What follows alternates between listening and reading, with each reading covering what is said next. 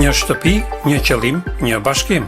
Me moton një shtëpi, një qëllim, një bashkim, Konsullata e Përgjithshme e Kosovës në Toronto organizoi një takim të rëndësishëm me përfaqësuesit e komunitetit shqiptar në Ontario. Të pranishëm ishin ambasadorja e Shqipërisë në Kanada, Artemis Costa Malo dhe Konsulli i Përgjithshëm i Kosovës, Kadri Dakaj, të cilët theksuan rëndësinë e bashkimit të shqiptarëve rreth një qendre të përbashkët komunitare në Ontario. Ambasadorja Malo theksoi se vetëm përmes unitetit mund të arrihen qëllime të mëdha.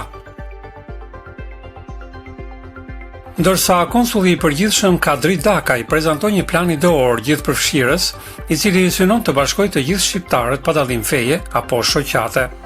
Plani për krijimin e kësaj qendre u miratua unanimisht, ndërsa në 6 dhjetor 2025 pritet themelimi i bordit drejtues të kësaj nisme.